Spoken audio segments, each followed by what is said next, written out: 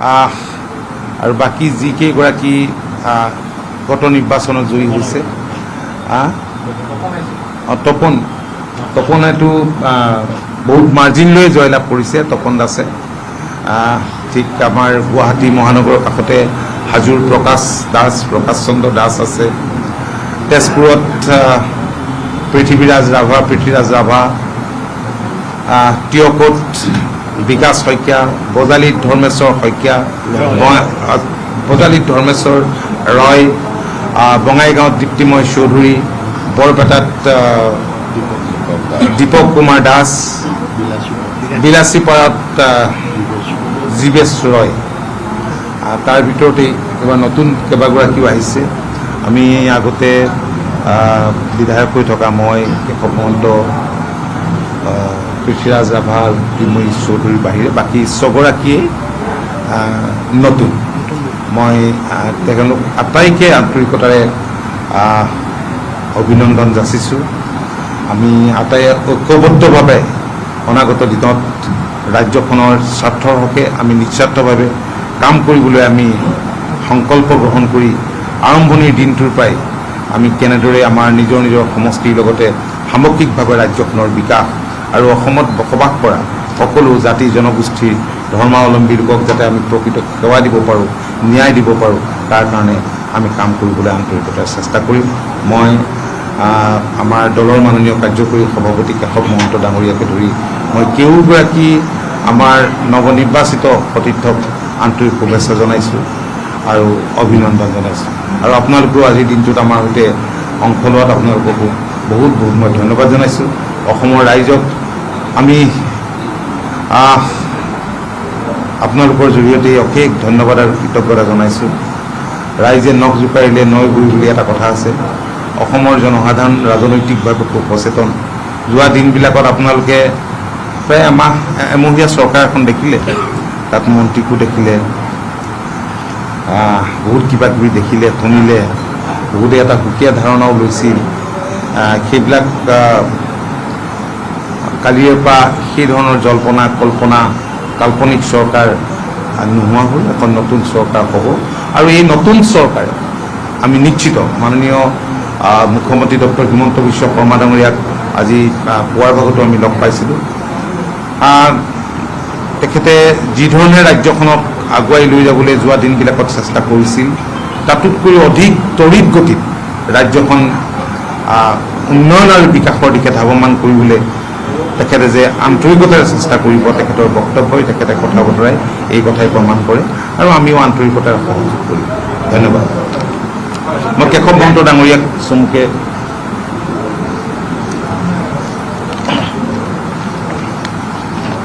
আজি সংবাদমেলত উপস্থিত আমাৰ দলৰ সন্মানীয় সভাপতি তথা সতীৰ্থ বন্ধু বান্ধৱীসকল আৰু সাংবাদিক বন্ধুসকল পোনপ্ৰথমে আমি অসমবাসী ৰাইজক অশেষ কৃতজ্ঞতা আৰু ধন্যবাদ জ্ঞাপন কৰিছোঁ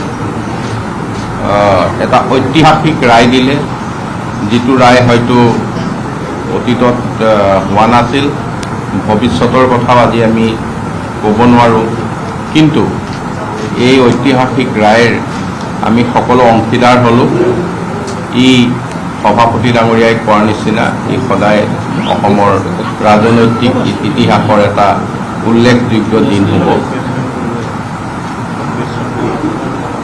ইয়াৰ লগতে আমি আপোনালোকৰ সংবাদ মাধ্যমক ধন্যবাদ জ্ঞাপন কৰিছোঁ কাৰণ আপোনালোকে গোটেই সময়ছোৱাত ৰাইজক এখন প্ৰকৃত ছবি দাঙি ধৰি গোটেই আজিৰ দিনটো অহাত সহায় কৰিলে ইয়াৰ উপৰিও আমাৰ অসম গণ পৰিষদ দলৰ ভাৰতীয় জনতা পাৰ্টিৰ BPFৰ গণশক্তি আৰু ৰাভা আশ্ৰম আটাইখিনি দলৰ যি কৰ্মকৰ্তা যি দলীয় নেতা তেখেতসকললৈ আমি অশেষ কৃতজ্ঞতা জনাইছোঁ ধন্যবাদ জনাইছোঁ তেখেতসকলে গোটেই নিৰ্বাচনটোত ঐক্যবদ্ধভাৱে আমাৰ সকলোৱে থিয় দিলে। আমাৰ অসম গণ পৰিষদে আজিৰ দিনটোত কিছু হ'লেও আগুৱাই গ'ল।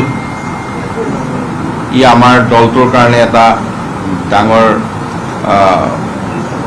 এচিভমেণ্ট বুলি আমি ভাবিছোঁ।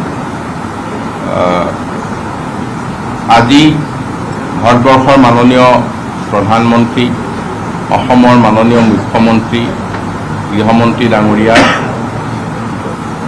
আমাৰ দলীয় সভাপতিসকল সকলোৱে এই নিৰ্বাচনটোৰ ক্ষেত্ৰত আমাক সহায় কৰিলে আৰু মুখ্যমন্ত্ৰী ডাঙৰীয়াই একেবাৰে ফ্ৰণ্টত থাকি যি নেতৃত্ব বহন কৰিলে, ই আমাক বিগত দিনৰ চৰকাৰখনৰ সুফলৰ লগতে ভৱিষ্যতৰ যি আশা, সেই আশা পূৰণ কৰিব বুলি ৰাইজে নিশ্চিত হ'ল আৰু তাৰ কাৰণে আমি এইখিনি পালোঁ। গতিকে মাননীয় মুখ্যমন্ত্ৰী ডাঙৰীয়াকো আমি বিশেষভাৱে অসম গণ পৰিষদ দলৰ তৰফৰ পৰা ধন্যবাদ আৰু কৃতজ্ঞতা জ্ঞাপন কৰিছোঁ। গতিকে এই ক্ষেত্ৰত মই ইমানখিনিয়ে আপোনালোকৰ ওচৰত ৰাখি পুনৰবাৰ সাংবাদিক বন্ধুসকলক আমি আকৌ এবাৰ ধন্যবাদ জ্ঞাপন কৰিছোঁ। আপোনালোকক মোৰ বক্তব্য সামৰণি। আৰু এটা কথা, ভাৰতীয় জনতা পাৰ্টীৰ ৰাষ্ট্ৰীয় নেতা, ৰাষ্ট্ৰীয় সভাপতি নীতিন নবীন ডাঙৰীয়াইও আহি ৰাজ্যখনত তেখেতৰ লগতে অন্যান্য ভাৰতীয় জনতা পাৰ্টীৰ কৰ্মকৰ্তাসকলে যিদৰে নিৰ্বাচনী প্ৰচাৰ চলালে, ভাৰতীয় জনতা পাৰ্টীৰ ৰাজ্যিক সভাপতি দিলীপ শইকীয়া ডাঙৰীয়া, সকলো কৰ্মকৰ্তাকে আমি বহুত বহুত ধন্যবাদ, আমি কৃতজ্ঞতা জনাইছোঁ। অসম আন্দোলনৰ পৰিপ্ৰেক্ষিতত অসম গণ পৰিষদৰ জন্ম হৈছে। যদি আমি এইবাৰ 2026 নিৰ্বাচনৰ ফলাফল বিশ্লেষণ কৰোঁ, তেতিয়াহ'লে খিলঞ্জীয়া ভূমিপুত্ৰ এটা ফালে বা কমুৱা মুছলমান বা অপ্ৰয়োজিত মুছলমান, যিসকল এটা সময়ত আমি অবৈধ আখ্যা দিছিলোঁ, এনেকৈ দুটা পলাৰাইজ হোৱা বুলি যিটো পৰিলক্ষিত, তাত আপুনি কি কয়?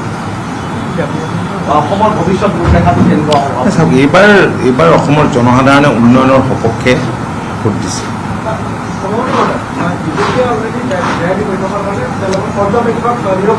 কি কৈছে?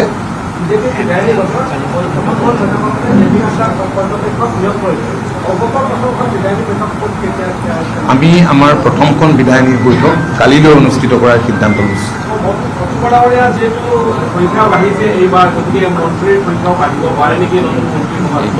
এইটো মুখ্যমন্ত্ৰীৰ ডিছকাশ্যন, মন্ত্ৰীসভাৰ কথাটো তেখেতৰ ডিছকাশ্যন, তাত কি দিব আৰু বাকী কথাখিনি আমি ইমান ৰাজহুৱা নকৰোঁ, সেইখিনি ভিতৰত পতা কথাহে,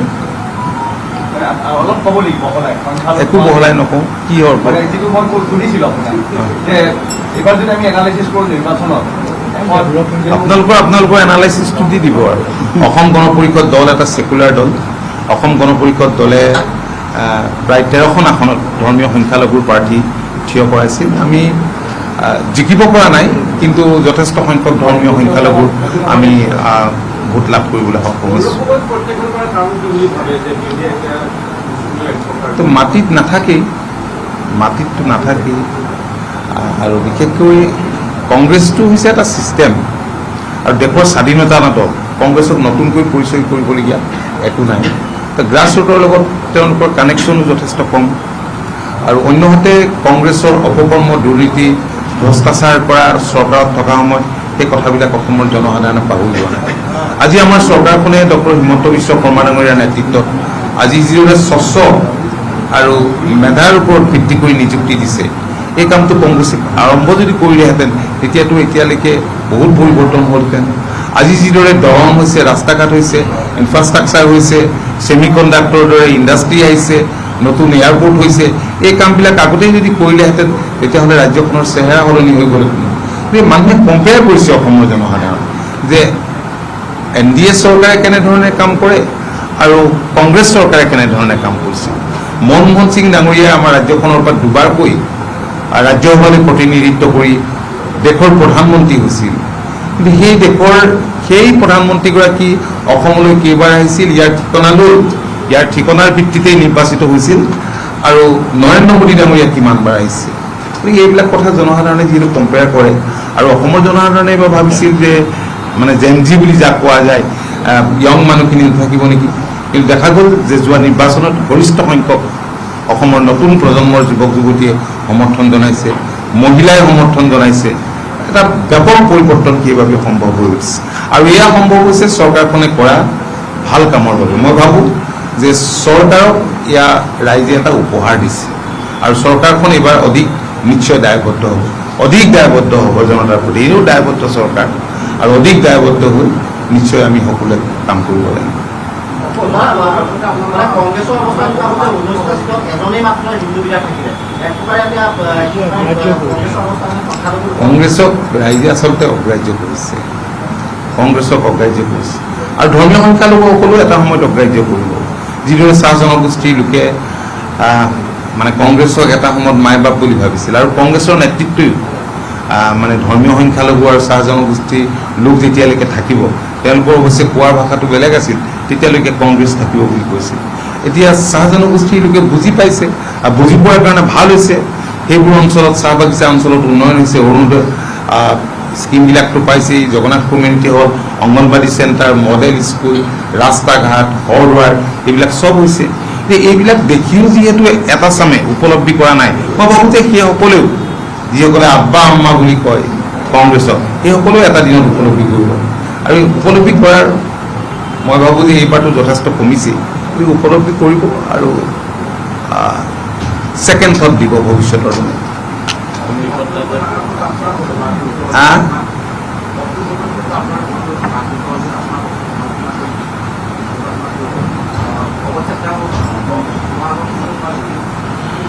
এয়া জনতাৰ ৰাইট, জনসাধাৰণৰ ৰাইট, মেণ্ডেট, জনসাধাৰণৰ ৰাইট মানি ল'ব লাগিব। আমি মানি লৈছোঁ। অহা 5 বছৰৰ কাৰণে আপোনালোকৰ কি ধৰণৰ এজেণ্ডা বা ৰূপৰেখা এটা কৰি চৰকাৰখন গঠন হৈ লওকচোন, চৰকাৰ গঠন হওক, চৰকাৰে শপত লওক, MLA বিলাকেও শপত লওক, মুখ্যমন্ত্ৰী মইতো কৈ আসাম টক্স আপোচবিহীন অসম কণ্ঠ।